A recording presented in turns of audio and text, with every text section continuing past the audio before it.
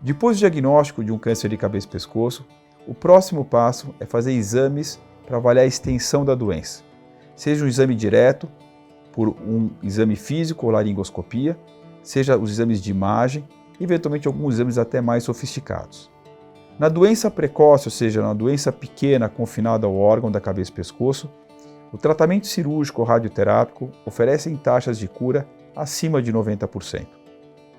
Por outro lado, a doença precoce raramente é diagnosticada, particularmente em países em desenvolvimento, porque as pessoas, às vezes pela dificuldade de acesso ou não perceber os sintomas, que podem ser desde uma feridinha na boca, uma úlcera, um sangramento, uma rouquidão persistente, eventualmente um arranhado na região da garganta, elas não percebem que aquilo eventualmente pode ser um câncer.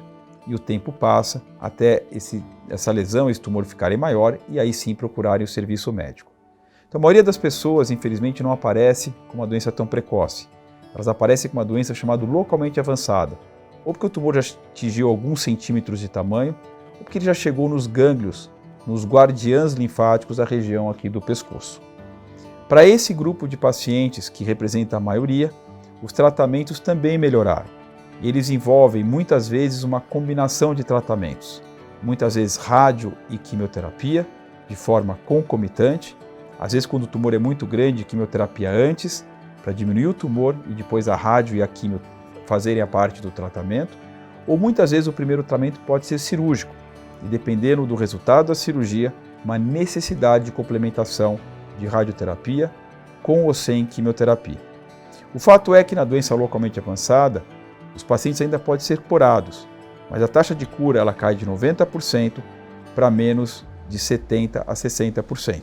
Isso com mais tratamento e que envolve também efeitos colaterais, muitos deles relacionados, por exemplo, com a falta de saliva secundária à radioterapia, falta de gosto da comida, inflamação da boca chamada mucosite, inflamação da pele, entre outros fatores. Mas é importante entender que nessa fase da doença o tratamento é multidisciplinar. Portanto, o tratamento em grandes centros pode oferecer para os pacientes taxas de cura muito melhores e também menos efeitos colaterais, porque é um trabalho de time, que é um trabalho onde nesse time nós temos cirurgiões, radioterapeutas, oncologistas clínicos, fisioterapeutas, psicólogas, nutricionistas, além de fonoaudiólogas e enfermeiras que conseguem montar um time para fazer o paciente cruzar essa linha e vencer esse câncer, que às vezes é um câncer que pode ser bastante perigoso. Por outro lado, um percentual pequeno de pacientes ao diagnóstico pode ter uma doença já metastática. E como eu falei, metade dos pacientes com uma doença localmente avançada acabam, infelizmente, tendo um retorno da doença. Para esse grupo de pacientes, nós também tivemos melhoras importantes do tratamento. No passado, o tratamento era só quimioterapia. Nos últimos 10 anos, uma droga chamada Erbitux, que bloqueia um específico receptor que é muito presente no câncer de cabeça e pescoço, junto com a quimioterapia se mostrou melhor que a quimioterapia isolada. E mais recentemente, um importante avanço foi a introdução desses novos imunoterápicos. O que eles fazem? Eles estimulam o sistema imune a atacar o tumor de uma forma muito mais impactante, muito mais eficaz. Porque o tumor é muito esperto e ele coloca proteínas na sua superfície que inibem, que freiam o próprio linfócito, que é a célula de defesa. Então, recentemente, a quimioterapia com essas novas drogas imunoterápicas foi comparado então com a mesma quimioterapia e a droga antiga chamada Erbitux.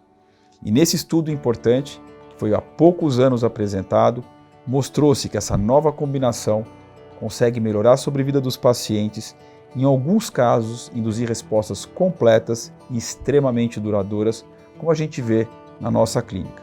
Além disso, muita pesquisa tem sido feita para tentar melhorar ainda mais os resultados para pacientes com doença avançada. Mas é muito importante que, além dos melhores tratamentos dos melhores centros, os pacientes também têm que ter disciplina. E o primeiro fator de disciplina é parar de fumar. Isso parece óbvio, mas menos de 30% dos pacientes conseguem parar de fumar, mesmo tendo o diagnóstico de câncer. E o contínuo do fumo piora o prognóstico, como também piora o prognóstico a falta de atividade física, o sedentarismo e também ainda a manutenção da ingesta de álcool importante. Portanto, tem uma parte importante de avanço, mas tem uma parte importante que o paciente tem que fazer para conseguir vencer esse câncer de uma forma muito melhor e efetiva e definitiva.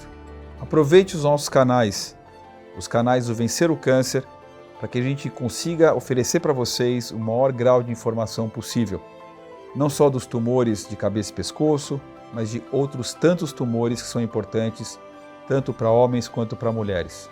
Informações importantes sobre como prevenir, quais os melhores exames para diagnosticar, os melhores tratamentos existentes e quais são as perspectivas futuras para melhorar ainda mais o que nós temos hoje.